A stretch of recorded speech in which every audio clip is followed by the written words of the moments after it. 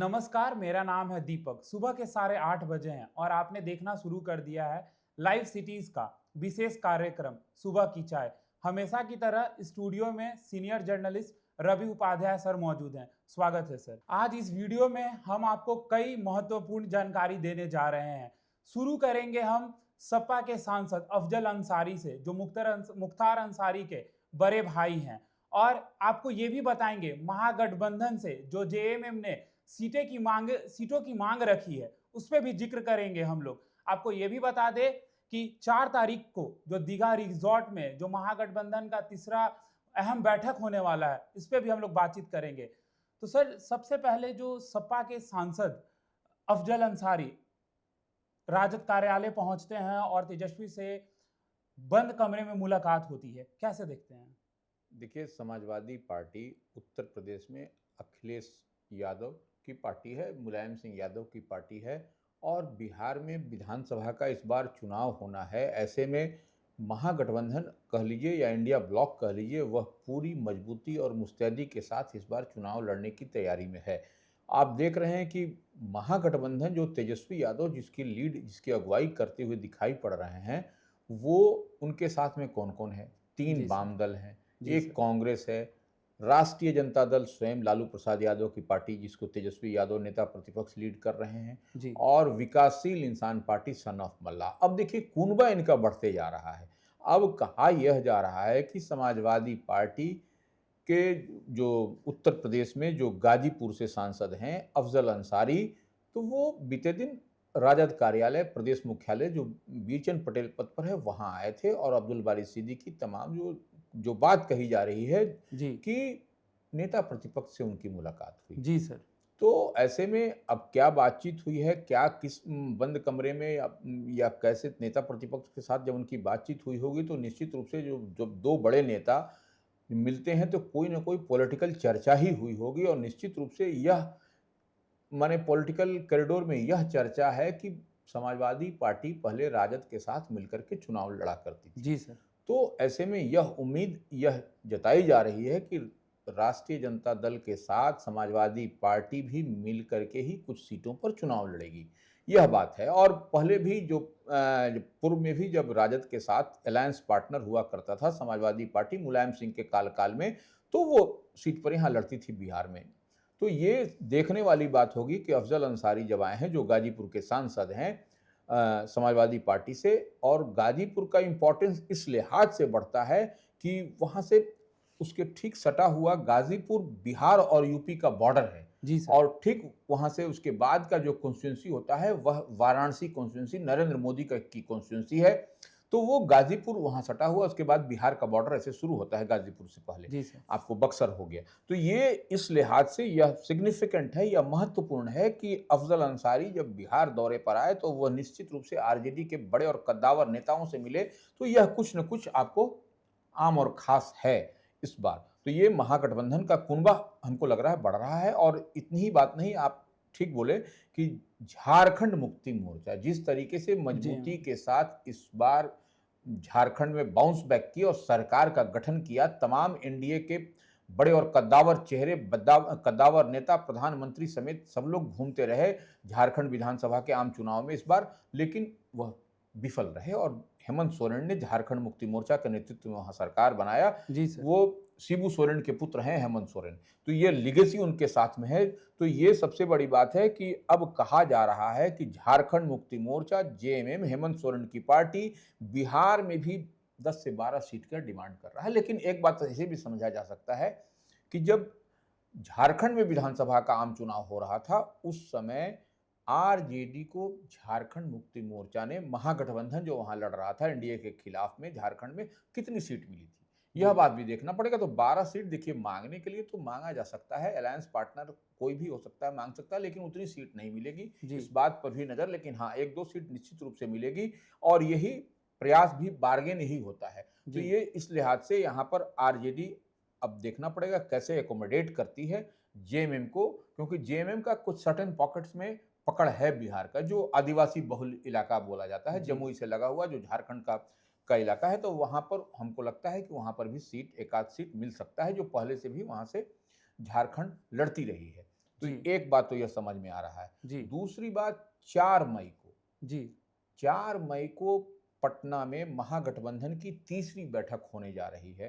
तो तीसरी बैठक होगी, इस पर सबकी नज़र, पूरे देश की नज़र है, पूरे बिहार की नज़र है कि महागठबंधन की जो बीते दिन जो बैठक हुई थी कांग्रेस मुख्यालय सदाकत आश्रम में, जी दूसरी बैठक, तो जी उसमें यह तय किया गया था कि 4 मई को तीसरी बैठक होगी, जो अहम बैठक मानी जा रही है। इसमें तमाम घटक दल, अलायंस पार्टनर जितने भी हैं, जी सबके उसमें जिलाध्यक्ष, MLA, MP, x MP, ex MLA, x MLC और जिला अध्यक्ष और सब कोऑर्डिनेशन कमेटी, तो वह एक बड़ा स्वरूप दिखाई पड़ेगा। इसीलिए 4 तारीख को पटना के दीघा रिसॉर्ट की बात कही जा रही है, जी वहीं पर महागठबंधन की बैठक होनी तय हुई है। जी सर। तो 4 तारीख को बड़ा जमावड़ा, बड़ा जमघट महागठबंधन की ओर से आपको पटना के दीघा रिसॉर्ट में देखने को मिलेगा और सबकी नज़र होगी कि क्या स्वरूप निकल करके दिखाई पड़ता है जी दीघा रिसॉर्ट में जब महागठबंधन की बैठक होगी। उस बैठक में नेता प्रतिपक्ष तेजस्वी यादव रहेंगे,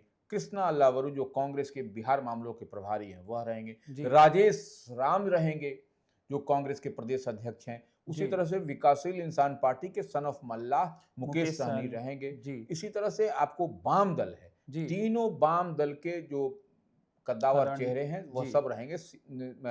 भारतीय कम्युनिस्ट पार्टी भाकपा माले, सीपीएम जो दीपांकर भट्टाचार्य की पार्टी है उससे, जी भारतीय कम्युनिस्ट पार्टी, आपको मार्क्सवादी कम्युनिस्ट पार्टी सीपीएम और सीपीआई, सब लोग वहां रहेगा। तो इस लिहाज से देखने वाली बात होगी कि अब कौन सी रणनीति क्या बनता है, और जब ये बड़ी बैठक होगी तो ये निश्चित रूप से लाउड एंड क्लियर मैसेज सामने वाले एनडीए को देना पड़ेगा, जी क्योंकि देखिए एनडीए भी पूरी मजबूती के साथ बिहार में चुनाव की तैयारी में लगी हुई है, जुटी हुई है। तमाम उसके बड़े चेहरे और प्रधानमंत्री का फिर दौरा बिहार में होने जा रहा है। जी तो यह कहीं न कहीं आपको मजबूत पहलवान से अगर लड़ना पड़ेगा तो उसकी आपको उतनी तैयारी करनी पड़ेगी। जी इधर निश्चित रूप से एनडीए का भी कुनबा बढ़ रहा है। एनडीए में भी अब कहा जा रहा है समाजवादी पार्टी शामिल होगी। अब कहा जा रहा है, यह बात कही जा रही है कि झारखंड मुक्ति मोर्चा जेएमएम भी शामिल होगी। तो यह कुनबा बढ़ रहा है और निश्चित रूप से जब कुनबा बढ़ता है किसी का, तो उस जाति, उस समाज का, उस वर्ग का जो आधार होता है उसका वोट भी क्लब होता है, जुड़ता है। जी तो यह निश्चित रूप से यह एक मजबूत पहल होती हुई दिखाई पड़ रही है। सर, इसी बीच आज कांग्रेस का संविधान बचाओ कार्यक्रम भी होना है।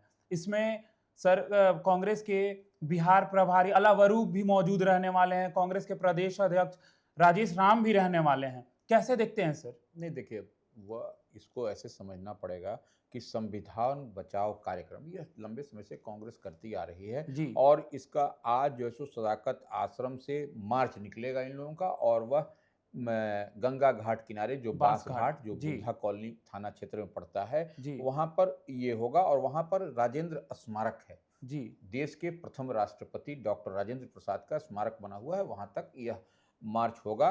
और ये निश्चित रूप से इस मार्च में तमाम कांग्रेस के जो बिहार के बड़े चेहरे होंगे वह दिखाई पड़ेंगे। जी और एक अब देखने वाली बात है कि क्या यहाँ पर होता है। ये संविधान बचाओ जो कार्यक्रम है कांग्रेस की ओर से आज होगा, उसमें जी क्या क्या कुछ होता है, किन किन मुद्दों पर बातचीत होगी, और कृष्णा अल्लावरू क्या बोलते हैं जो कांग्रेस के बिहार मामलों के प्रभारी हैं, कांग्रेस के प्रदेश अध्यक्ष क्या बोलते हैं, उसी तरह से कांग्रेस के जो विधायक दल के नेता हैं विधानसभा में वो क्या बोलते हैं, शकील अहमद खान हैं वहाँ पर, और उसी तरह से मदन मोहन झा बिहार विधान परिषद में कांग्रेस के नेता हैं। तो वह लोगों का, इन लोगों का बयान को देखना पड़ेगा कि क्या इन लोगों की अगली स्ट्रेटजी, अगली जी रणनीति, क्योंकि चुनाव होना है इस बार, तो हर कार्यक्रम पर आपको पैनी नजर बना के रखनी पड़ेगी। जी सर, बीते दिन अमित शाह से हम पार्टी के प्रमुख जीतन राम मांझी मिले थे और मिलने के बाद उन्होंने कहा है कि हमें सम्मानजनक सीटें मिलेंगी।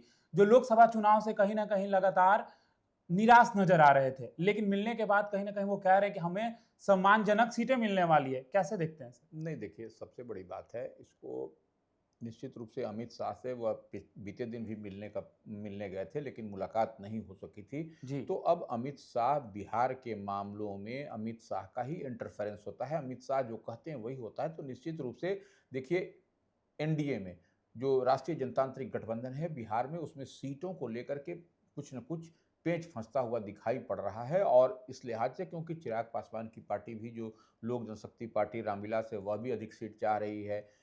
जेडीयू भी चाह रही है, भारतीय जनता पार्टी तो स्वयं है ही है, लीड ही कर रही है, तो उसके अलावा भी अब देखा जा रहा है कि राष्ट्रीय लोक मोर्चा उपेंद्र कुशवाहा की पार्टी, तो ये जीतन राम मांझी की पार्टी जो हिंदुस्तानी अवाम मोर्चा है, वह भी अधिक सीट की डिमांड में है और जी। हर दल चाहता है, कोई उन्हीं की पार्टी नहीं, हर दल की उम्मीद होती है कि हम अधिक से अधिक सीट पर स्ट्राइक करें, अधिक से अधिक सीट पर लड़ें, लेकिन सिर्फ सीट लड़ने के लिए नहीं दिया जाएगा, ये इस बात को समझिए, क्योंकि सीट जब आप जीत करके एनडीए को झोली में डालिएगा तभी वह काम होगा। तो निश्चित रूप से यह जो बात हुई है जीतन राम मांझी और अमित शाह। अमित शाह के जी। बीच में, तो जीतन राम मांझी नरेंद्र मोदी कैबिनेट में मिनिस्टर हैं, तो उनकी मुलाकात का निश्चित रूप से कुछ न कुछ मायने होगा। और यह बात कही जा रही थी बार बार कि जीतन राम मांझी की पार्टी को जो 20 सूत्री कमेटी बनी है बिहार में बीते दिन, तो वो उसको ज़्यादा उसमें नहीं मिला है, तो यह एक नाराजगी की बात आ रही थी और फिर सीट की भी शेयरिंग की बात हुई,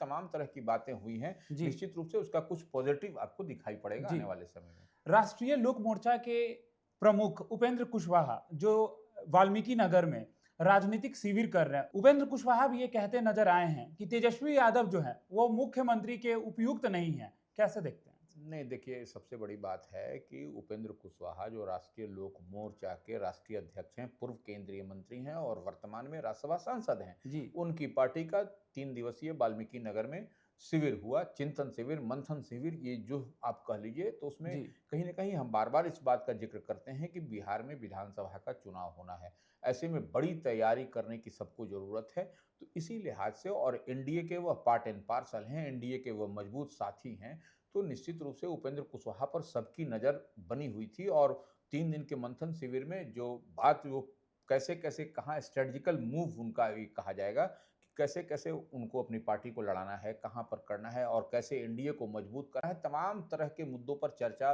विस्तार से हुई है।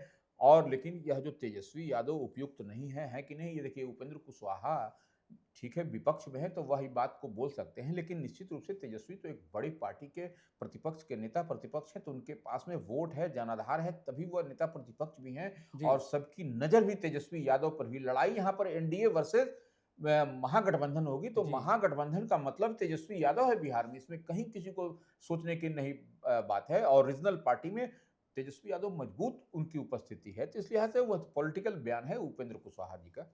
जैसा कि आपने सुना महागठबंधन का मतलब तेजस्वी यादव है। सर बीते दिन चिराग पासवान भी पटना एयरपोर्ट पहुंचे और पटना एयरपोर्ट पहुंचते ही उन्होंने कहा कि मैं विधानसभा का चुनाव लड़ना चाहता हूं। अगर मेरी पार्टी चाहती है कि मैं विधानसभा चुनाव लड़ूं तो मैं जरूर लड़ूंगा। और जिस तरीके से वो केंद्र में राजनीति में सक्रिय है, वो कहना चाह रहे थे कि हम बिहार की राजनीति में सक्रिय होना चाहते हैं। कैसे देखते हैं सर? नहीं, देखिए सबसे बड़ी बात है कि वह चिराग पासवान जितनी बात कर रहे हैं, लोक जनशक्ति पार्टी रामविलास के अध्यक्ष हैं, नरेंद्र मोदी कैबिनेट में मिनिस्टर हैं और नरेंद्र मोदी के वो हनुमान कहे जाते हैं, इस बात को समझना पड़ेगा। देखिए वह कह इतनी ही बात रहे हैं कि उनकी पार्टी की इच्छा होगी तब वो लड़ेंगे, और देखिए कार्यकर्ता अगर यदि चाहेंगे तो निश्चित रूप से वो लड़ेंगे जी। तब। लेकिन एक बात है, कार्यकर्ताओं के सामने हर आदमी विवश हो जाता है, तो जी। कार्यकर्ता ही पार्टी की मजबूत बैकबोन होते हैं, रीढ़ होते हैं, तो इस लिहाज से वह कह रहे हैं। और देखिए सबसे बड़ी बात है कि उनकी पार्टी की ओर से यह आवाज उठ रहा है, लेकिन अभी वह भी संकल्पित हैं कि हमको 2025 का विधानसभा चुनाव नीतीश कुमार मुख्यमंत्री बिहार और जदयू के राष्ट्रीय अध्यक्ष के नेतृत्व में ही लड़ना है। तो जी। यह सब तो अब इस तरह की बात चर्चाएं होती रहती हैं, आम आम में चुनाव के समय ये सब चीज देखने को मिलेगा आपको। सर एक मौसम की खबर को ले लेते हैं। सर जिस तरीके से बीते दिन लगातार गर्मी बढ़ती जा रही थी, पारा हाई हो गया था, लेकिन जो कल मौसम हुआ था कहीं ना कहीं लोगों को राहत पहुंचाया। कैसे देखते हैं, क्या लगता है सर अभी जो ऑरेंज अलर्ट जारी किया गया है, कैसे देखते हैं इनको? देखिए अभी बारिश का अलर्ट है, जी। बिहार के कई इलाकों में ऑरेंज अलर्ट जारी किया गया है जी। और वो बारिश होगी, गरज के साथ छींटे पड़ेंगे, यह सब ओले है। भी सर। हाँ, वही गरज के साथ छींटे, ओलावृष्टि तो होती ही है, जी। तो वह सब होगा। लेकिन इस दरमियान आपको जो मौसम विभाग का जो पूर्वानुमान है उस पर ध्यान देना होगा। जी। आपदा प्रबंधन विभाग की ओर से जो गाइडलाइंस जारी किया गया है, जो निर्देश जारी किया गया है कि खुले आसमान के नीचे, बड़े वृक्ष के नीचे आप न खड़ा हो, जी। तो इन सब बातों पर भी आपको आपको ध्यान रखना पड़ेगा, क्योंकि देखिए बारिश होगी, ओला पड़ेगा, गरज के साथ छींटे पड़ेंगे, बिजली कड़के गिरेगी, तो उस दरमियान आपको एहतियात के रूप में आपको एक जो गाइडलाइंस है उसी के स्वरूप रहना भी पड़ेगा। मतलब कि अगर आपको ज़रूरत पड़ता है तभी बाहर निकलिए, अगर तेज वर्षा है, ओले पड़ते हैं तो ध्यान रखना होगा। तमाम मुद्दे पर चर्चा करने के लिए हमारे साथ senior journalist Ravi Upadhyay sir जुड़े हुए थे। बहुत-बहुत धन्यवाद सर। ऐसे खबरों के लिए हमारे साथ बने रहें। आप लाइव सिटीज़ देख रहे थे। धन्यवाद।